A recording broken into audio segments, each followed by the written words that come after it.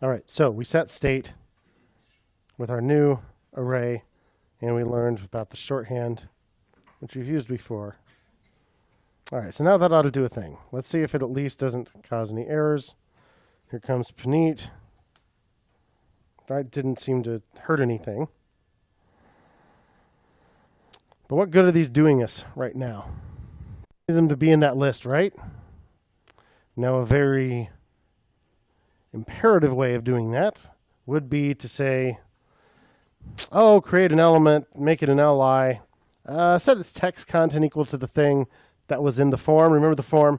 And, I want a class in that thing too. So why don't you also add a class and maybe set another data attribute on this thing, do a whole bunch of stuff, and then I guess when you're done, you should probably find that list and maybe add a child to it, append a child.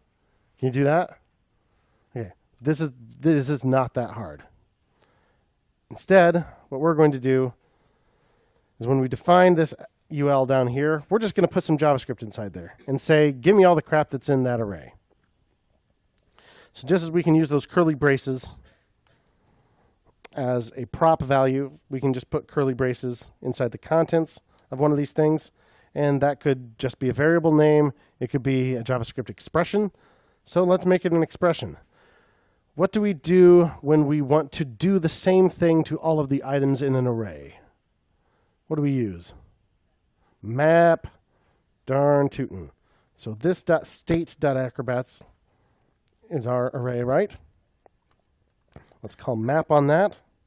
Map expects a function that will take each item in the array as its first argument. So let's call that function, we'll make it a named function, this .render acrobat. Wouldn't even need to be that complicated. So let's write that function. This .render acrobat. Why render acrobat? Why do I name it render something? Because it's going to return some JSX. If it's going to return JSX, I'm just going to name it render something as a naming convention, not that it has to be called that. Now, because this is being called by map, we know that it's going to get each individual item as its first argument. So I'll just call that acrobat or acrobat name, whatever you want to call it. And all I'm going to do is return an li. And inside that li, I just want that acrobat. So put it inside curly braces, and that's going to treat it like a JavaScript expression, that variable. And shucks. That seems like it ought to do it. Let's see if it's all true. It can't be this easy. Cannot be. Let's say, old Spice up here. Holy smokes. Look at that.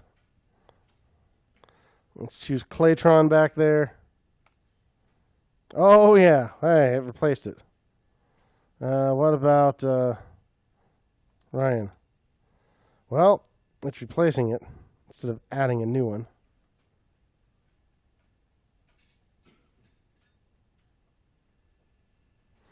But that's still pretty neat. So we have acrobats as a copy of state.acrobats.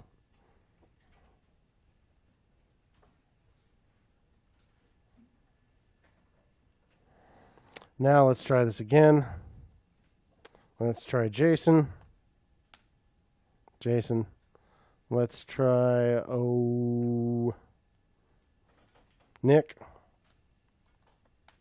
Yeah, Bubba. Yeah. That's pretty exciting. Now, it's still not clearing these out each time, and that would be nice. Suppose at Acrobat, we believe that current target is still the form. So let's say current target dot reset. Seems like that ought to do it. All right. Let's see here. We got more atoms. Got Sam 9000. We've got the Sam 10,000. Now it's doing it. Gosh, that was easy. That seems a lot easier, actually. Yeah, there's a lot of sort of architecture we have to do just to get React working. But look, most of this looks like markup. There's very little actual JavaScript here. And if we wanted to make these LIs more complex, put some buttons in them, do stuff like that, that's all right. We just change this one-liner right here. Piece of cake. Heck, being a one-liner, we could have just said map arrow function acrobat and put li acrobat right here. That's fine. We don't even need a return statement because it's an arrow function. Now we don't even need to call it the hard way. AlexXX, AlexXY. There we go. Look at that. It's like magic. If it's that simple, that is probably how I would do it.